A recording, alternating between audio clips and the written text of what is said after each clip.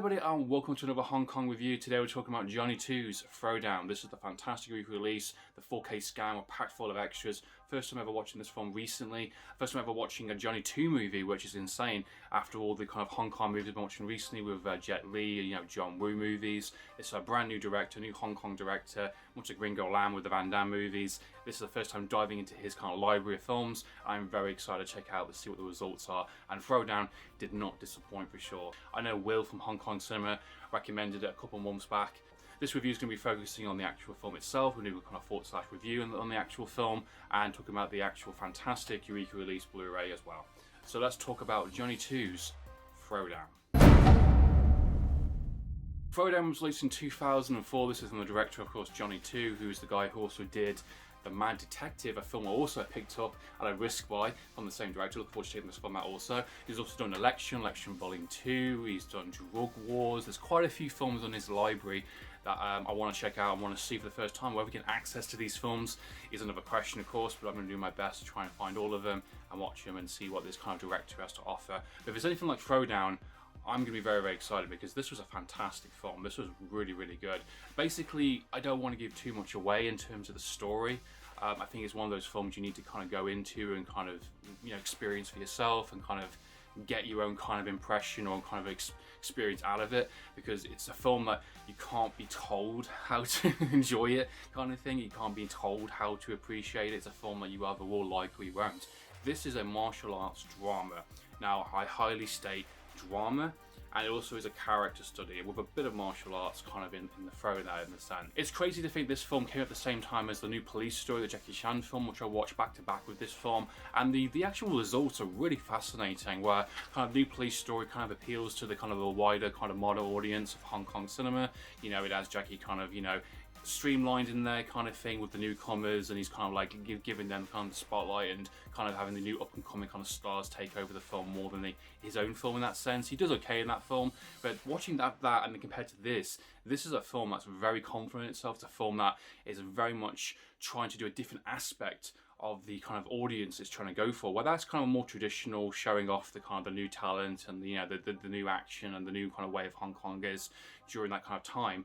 This film does a different approach. This film should be watched by a lot of Hong Kong audiences, and even kind of Americans, UK, everyone should be watching this film in terms of a kind of experience, in terms of a kind of drama, in terms of martial arts, because watching so many Jackie Chan films, Jet Li movies, all that kind of stuff, it's so nice and refreshing to watch a film that is basically a nice kind of film in a weird way kind of putting it. The storyline follows this new up-and-coming jiu-jitsu fighter who basically wants to find and seek down and fight this legendary jiu-jitsu fighter who is #1, world-class, never been defeated, tracks him down to a nightclub which he owns, and finds a very disappointing kind of character, someone who is an alcoholic, who is a gambler, who's given up on life. Alongside which you've also got a story of this girl who basically kicked out of her apartment, who's seeking fame. She wants to be a singer in Hong Kong. She's traveling anywhere she can in terms of any parts of the country, in terms of the world.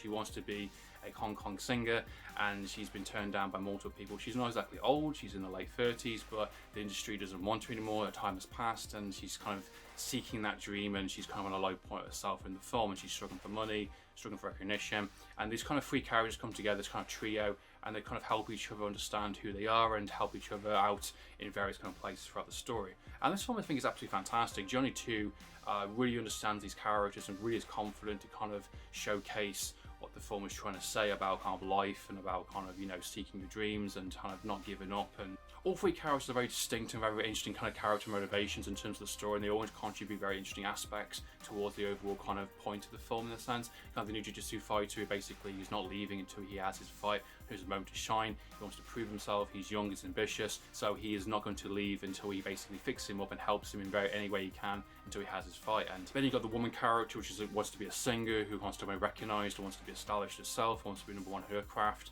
You've got our main character, which is down his luck. He was given up on completely. You find out more about that throughout the reveals of the story, why that is.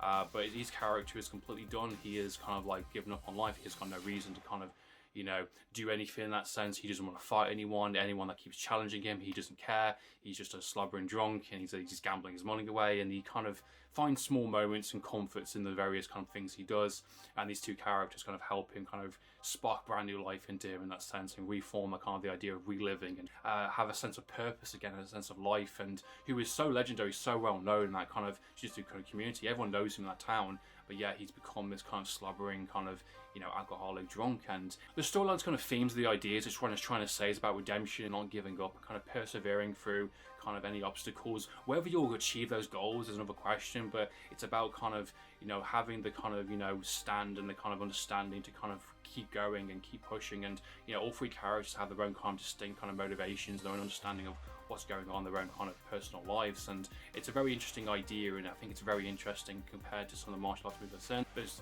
problems, whether it can be financial, whether it could be kind of, you know, serious kind of health, whether it could be kind of, you know, being told no time and time again. All three characters have their own kind of limits and their own kind of motivations we're trying to push through. You know, someone is trying to get into the industry and being told no time and time again, someone who's just given up on life, which you find out more in the film, and someone who's basically wants to be number one, who is trying so hard to be number one but you can't get there. All three really come together and they really help each other out in various different ways, and I really love the small moments and the bigger scenes kind of thing. I love the scene with all three of them trying to get a balloon from a tree. I think it's so sweet and charming, and it's such a nice movie. The film's such a nice film in general, and it's a very interesting kind of, you know, film to kind of take away from. You know, we're watching all the Jackie Chan films and the John Woos and the cool action movies, the cool 80s movies, and going into the more the Once Upon a Times with the more period dramas, the Iron Monkeys, IP Man movies, for instance. To have a film that's so nice and kind of refreshing and so kind of like, you know, dealing with life itself around a martial arts kind of idea,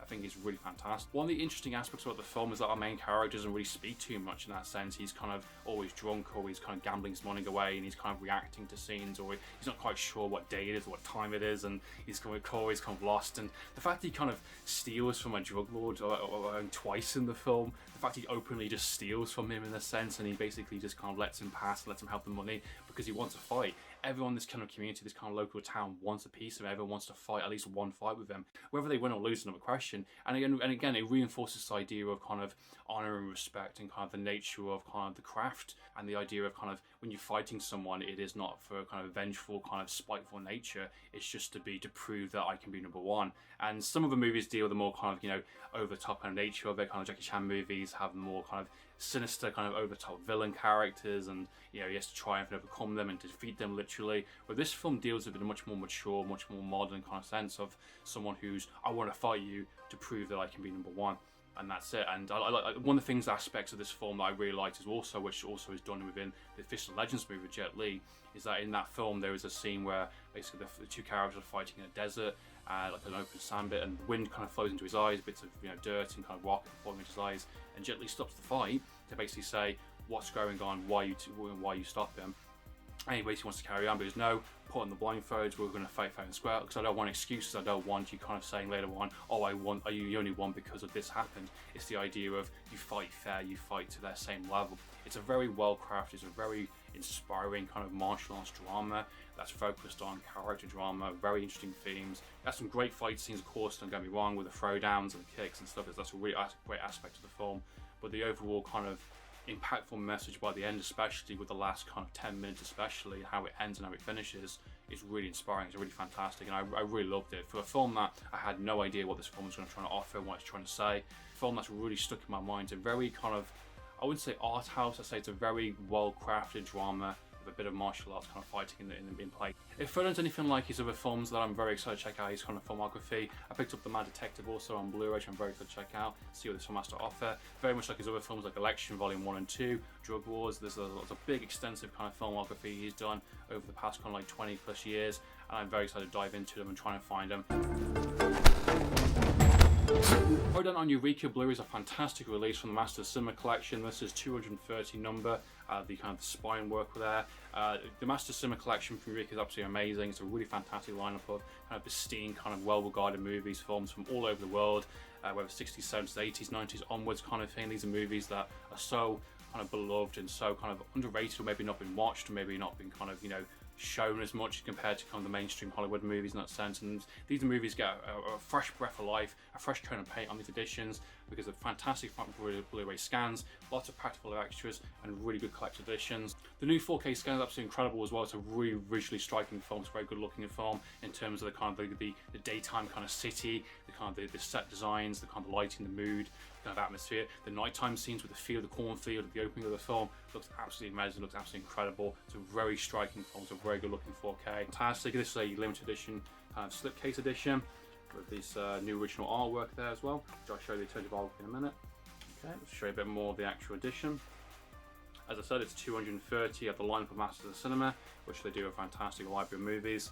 This features some fantastic extras in terms of a kind of featurette with the director himself, which is 40 minutes, which I've watched a part of it, which is very interesting. I haven't finished it yet, but the director talks heavy detail about the film's kind of goals and message and kind of his own inspiration from his kind of growth during the 70s and his approach to kind of modern Hong Kong cinema. I love the fact he disses on kind of modern Hong Kong cinema in terms of comedies, action films not being particularly very good these days, because the modern Hong Kong movies now are very kind of the early 2000s era of Hollywood, over CGI, terrible fighting, terrible action, throwing in kind of stars kind of don't have much charisma or much kind of lasting power. They've kind of gone away from kind of like having kind of main action hero stars. Audio commentary by a kind of film expert. There's also a making of Throwdown, an archival feature. There's a TV spots feature as well with the cast and crew, and there's a fantastic little booklet as well, which you get in the actual edition, which really dives into the kind of making of kind of, you know, the inspiration for various scenes and ideas, which is a very good little essay talking about the actual film itself. So this is the inside of the work. And this is the work over there, and I'll show you the reversible sleeve, which is basically that. I'm not really a big fan of that. I don't think that really sells the film. I don't think particularly that sells the film as well. It makes it look like a violent action film, like 18 rated kind of, you know, nasty film. But I will take this one over this because this doesn't really sell the film either. So at least with this one, you've got the kind of the main trio and you've kind of got the main look of the film. So yeah, Throwdown Blu-ray, absolutely incredible release, a fantastic picture quality, 4K scan, the audio is brilliant as well. The extras are really good, extensive to really dive into the kind of the making of the film, the kind of the impression of what he's trying to say, what he's trying to do with Throwdown. I think this is an incredible release, a really great edition. This edition itself is very limited, the slipcase and workbook, so if you can find it cheap, go and find it out. So that's been my review for Johnnie To's Throwdown, a fantastic martial arts drama, something that really offers a really good insight into kind of the modern approach to kind of Hong Kong cinema, something that I think is very faithful, something that offers a lot in terms of character arc, in terms of drama, in terms of redemption, and offers some really great fights in the middle of it as well. I think definitely you should check out this film, guys. If you've not seen this film, please go and check it out. Go in with the right mindset, go in knowing that it's going to be a drama about characters. So what are your thoughts, guys, on this film? Please comment down below. Have you seen other Johnnie To movies? What are your thoughts on the other movies of his lineup? What would you recommend we check out? Please comment down below, guys. So next time, guys, it's been Amphlett Reviews. Signing out.